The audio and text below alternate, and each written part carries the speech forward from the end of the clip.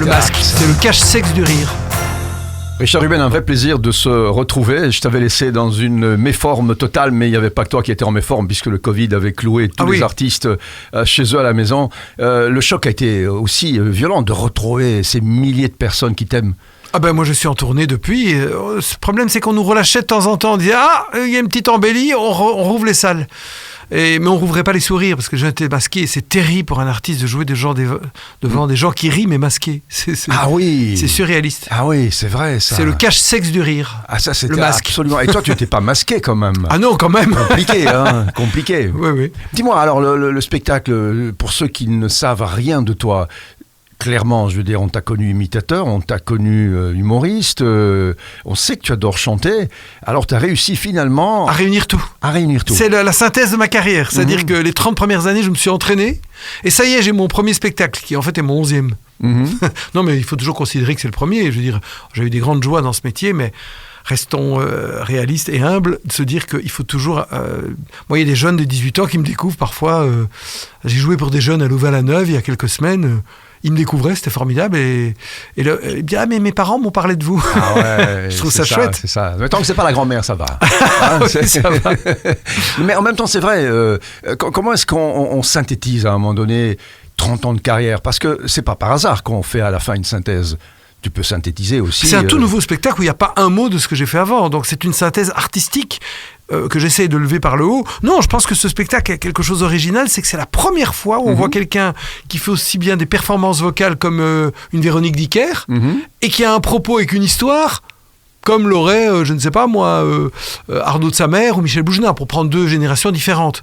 Donc, vous allez voir un spectacle où vous avez autant une histoire avec la performance où j'imite mon père, ma mère, je fais des personnages. Tu aurais pu compliquer un peu les choses, imiter ton père. Non, mais mère. C'est imaginaire, puisque c'est pas vraiment eux, puisque il faut avoir la distanciation du personnage, comme on dit. Je fais des personnages, un douanier suisse, il y a toujours Gonzague qui vient 6-7 minutes montrer sa tête sur 1h40. Ouais.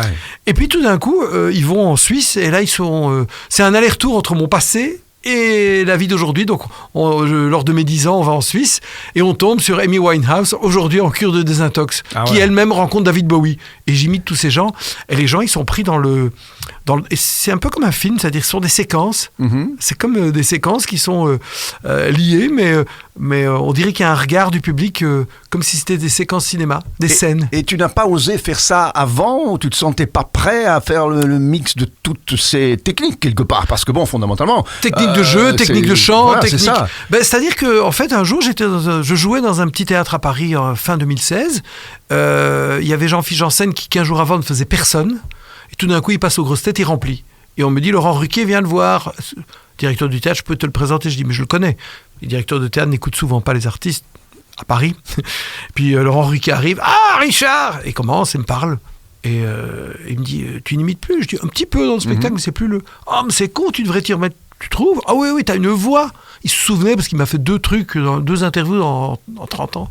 Je retourne, j'en parle à Sam Touzani qui me dit, mais il faut que quelqu'un d'autre t'en parle de connu pour que je t'en parle depuis des années. Je dis, je veux bien imiter à condition d'avoir un spectacle avec des vrais personnages, avec du stand-up, et qu'on sache qui je suis aussi. Parce que je trouve les imitateurs, c'est un côté propre où on s'efface derrière les personnages, on salue. Il n'y a pas cette prise de risque, je trouve, chez les imitateurs de trac qu'ont les comiques purs. Est-ce que je vais faire rire ? C'est peut-être des vrais imitateurs, ils ont peut-être pas en eux ce que toi tu avais en plus. Mais j'ai jamais su choisir. Dans le foot, il y a le mec qui met des goals et puis il sait faire que ça et on lui demande pas de faire autre chose, voilà. Et toi tu avais peut-être d'autres choses mais tu n'osais pas assumer. Mais moi je rêvais d'être Guy Bedos jeune, donc voilà. Aujourd'hui quand je vois Fari, l'humoriste Fari qui remplit Bercy mais qui est un personnage assez discret, il a un propos, quand je vois des Baptiste Le Caplin, moi tous ces jeunes je les adore, même en Belgique il y a un mec qui s'appelle Soum qui monte très fort que j'aime beaucoup. Il y a plein de choses qui m'intéressent dans le stand-up, ça veut rien dire. Dans l'homme qui debout qui fait rire des gens assis. C'est un bon titre, ça. Le stand-up, ça veut rien dire. Tu peux en faire une chouette affiche, là. Oui, pourquoi pas. Et donc, moi, j'ai fait un peu le lien de tout ça, et c'est vrai que je m'amuse autant. Mais est-ce qu'il y a des moments où tu te sens mieux, tu te dis, là, c'est vraiment moi, je me sens vraiment bien. Quand j'imite Sting et que j'ai Tom DeWatt qui m'accompagne, qui joue de plusieurs instruments dans la même chanson, avec des séquences, qu'il envoie avec une pédale, et on est Sting, et que les gens sont waouh. Et puis, tout d'un coup, après, je fais mon père qui m'engueule en voiture, parce que le chien a pété. Mais je me dis, on est dans le léger et avec la transmission, avec des souvenirs. Mon père égyptien, j'explique ce que c'est l'accent égyptien sur scène. Les gens sont pris par la main, c'est hallucinant. Et donc tout d'un coup, on leur offre, c'est comme si on leur offrait les imitations, c'est cadeau. En fait, quoi, tu t'es dit, je ne suis pas qu'un imitateur, t'as un jour qui j'ai toujours eu le complexe de l'imitateur parce que je pense que j'ai toujours été un mec qui imite. Parce que moi, je t'ai connu au tout début. Oui, comme j'étais imitateur. Et puis tu m'as plus connu que performeur stand-up, voilà, etc. C'est ça. Et avec Sam, on essaie même de se dire performeur, ça va pas parce qu'il y a une distance. Les performeurs sont propres sur eux, il y a une distance. Salis-toi. Alors je me salis, je me fais passer pour un andouille sur scène, je me touche, je pleure, je ris. Je pense que, comme l'était, il l'est toujours, comme il s'appelle, La Vita è Bella, Benigni. Alors, Roberto Benigni parle comme ça, mais c'est Lucifer, je pense que la culture française est très importante. Et voilà, c'est un personnage qui vit. Attention, il finit souvent à quatre pattes après. Oui. Et non, mais physiquement, tu dois...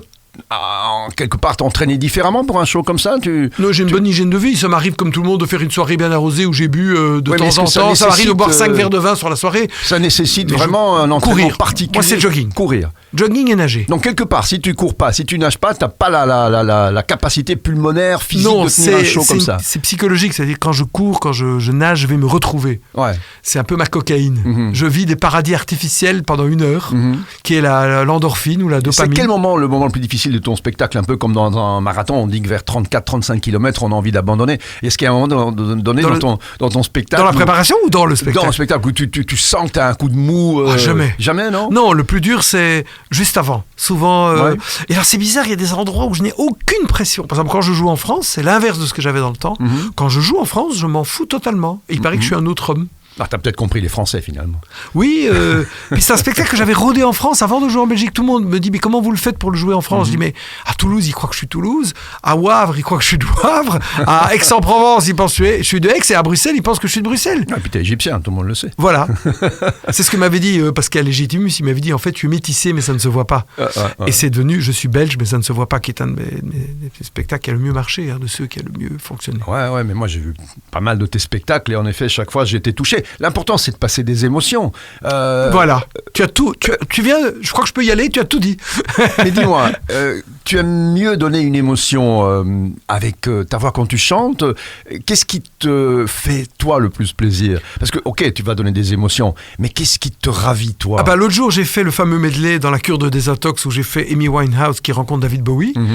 Et je peux pas tout raconter le spectacle. Et à la fin de Bowie, c'est la fin un peu d'une séquence. Les gens m'ont applaudi comme si c'était la fin du spectacle. Ouais. Ah ouais. Et j'étais à la sucrerie à Wavre, à Bruxelles, près de Bruxelles, et j'aurais dit en riant, parce qu'après j'ai la possibilité de parler, parce que c'est inscrit dans le spectacle, c'est un peu comme un bilan, je parle que de la Suisse, et on va de la Suisse au Sainte-Marie de la Mer. C'est un vrai spectacle, on voyage tout un tour d'Europe. Et je dis, mais c'est pas fini, hein. Et les gens riaient, parce qu'ils pensaient on est déjà à 50 minutes, mais ils ont vu c'est tellement concentré de choses, je n'arrête. C'est un spectacle où je n'arrête jamais, même si j'ai appris à être up and down dans le rythme, c'est de casser le rythme exprès, mais le volumètre, il fonctionne toujours. C'est-à-dire que même quand il y a un silence, chez un comédien, le volumètre, il doit fonctionner. Le regard avec les gens, la respiration, on les regarde. Un artiste qui regarde le public, il joue. S'il est édité, si c'est de l'editing, tu vois, comme si tu ne vivais pas pendant une seconde, c'est comme si tu étais une voix de ces gens qui disent Alexa, éteins le salon. Merci, j'éteins le salon. Tu peux pas être comme ça sur scène. Tu peux pas parler comme un robot. Donc, tu as tout maîtrisé maintenant. Il n'y a pas des moments où quand même tu te dis sur scène la seconde mais qu'est-ce que je fous ici? Non, on peut avoir des moments de pilotage automatique, surtout quand on a plus de 30 ans de scène. Moi, j'ai dû jouer 3000 fois sur scène, si je compte les plateaux aussi, que je fais parfois des stand-up, etc. Tu peux avoir des moments où tu pars quelques secondes, où tu deviens spectateur. Alors, partir, c'est pas grave si tu fais la liste des courses pendant une chanson. Tu n'y peux rien parce que tu dois incarner le personnage. Mais il y a un moment où le personnage est lancé. Et quand tu es dans une note que tu tiens et que tu es concentré, mais que ça part tout seul. Le temps passe différemment. Tu peux avoir un quart de seconde où tu te dis demain matin, il faut que j'aille chez Deleuze. Tu n'as pas oublié d'acheter du café. Carrément. Mais ça peut durer un quart de seconde. Tu te demandes, tiens, combien j'ai gagné ce soir ou... En général, je vends le spectacle, donc je sais la somme. Parfois, je produis. C'est ça. Ça m'arrive de produire. Ça enlève un stress, le fait de savoir déjà que financièrement, tu as fait ton truc. Non. Je veux dire, sinon... on serait riche. Les gens savent, c'est un métier. Les gens croient toujours que les artistes sont riches. Mais quand on fait l'actif et le passif de tout, puis on est des cigales. Moi, j'ai rien besoin. J'ai pas besoin de yacht. J'ai rien. Je ne possède rien, en fait. Tu possèdes ta santé et tes émotions. C'est important, quand même. J'ai vu tellement de gens, surtout dans cette période, plus post-Covid, bizarrement que Covid, des gens disparaître. Que je me dis, ils sont partis avec 4 maisons. Tant mieux, je trouve ça formidable d'accumuler, de pouvoir se rassurer. En fait, c'est ça, se rassurer. Et on se rassure. Ça rassure, mais quand moi je cours, moi j'ai la plus grande des propriétés quand je cours. C'est le monde qui m'appartient. C'est les forêts. Et c'est ton ça cœur m'appartient. Et tes poumons et qui pulse. C'est ça qui est extraordinaire. Moi, c'est le plus grand terrain de sport du monde qui coûte le moins cher, c'est courir. Ça ne coûte rien, une paire de pompes. Et tu traverses. Quand je cours dans la forêt de Soigne, je me dis, mais on va au bout du monde, les gens veulent aller au Pérou ou en Afrique du Sud. C'est très bien, c'est magnifique, mais je veux dire, on peut courir sur la mer du Nord, sur la plage. On connaît des plages aussi grandes, à part peut-être en Italie. Du côté de la Toscane, où les plages sont très larges. Non, mais je comprends ce que tu veux dire. Mais en tout cas, Richard, il y a un truc, c'est que tu as été imitateur, puis tu as été humoriste, puis maintenant tu fais la synthèse de tout, tu finiras philosophe. Ah ben écoute, j'en connais un autre, qui lui aussi a commencé comme chauffeur de limousine, puis il est devenu filmmaker, movie maker, puis il a joué, il a fait des muscles, karaté, et maintenant il essaie de parler aux gens. Et un jour, il va faire la synthèse de tout. La synthèse de tout. Richard Ruben, merci d'être venu. Merci, ça me fait beaucoup plaisir. Certainement lors de tes spectacles. Déjà au Cirque Royal. Déjà au Cirque Royal. Mais évidemment, si on tape Richard Ruben, on va trouver toutes tes dates. Mais oui, sur mon site richardruben.com. Voilà, je tiens à dire que je suis accompagné d'un musicien dans ce spectacle qui joue de 8 instruments. Ouais. Donc pendant le spectacle, vous allez assister à des trucs de fou. Il est fabuleux. Et des battles où il me demande de faire il me demande de chanter 49 chansons de Brel en 1 minute 20. Ah ouais. À un moment, il me donne ce défi. Mais ça, c'est pas possible. Il faut venir voir pour comprendre. Il va falloir le voir justement pour comprendre. Richard Ruben, merci. Merci beaucoup. La vie continue, donc on se verra certainement. Ah bah oui. Dans cette existence terrestre. Mais oui, on est qu'au début là. Voilà. Ciao Richard. Ciao. Merci d'avoir regardé cette vidéo. Abonnez-vous à la chaîne SIS Radio, lâchez votre pouce bleu, activez la clochette pour être notifié lors des prochaines vidéos et laissez-nous vos commentaires. On adore ça.